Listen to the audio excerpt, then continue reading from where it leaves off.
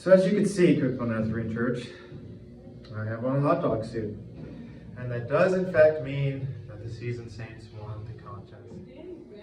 In the foyer, we have some Thanksgiving meal bags for the rescue mission and those in the Cookville community.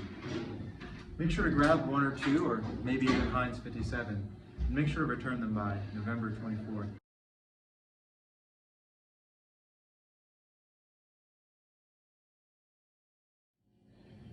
Now, I normally like to eat hot dogs, but sometimes I like to eat a little exotic and get some tacos. Join me for Taco Tuesday on November 19th. We're at Sparta Church of the Nazarene. We're going to be supporting local missions. It's going to be at 6 p.m. Now, if you want to bring a dessert to share, see Michelle McGregor.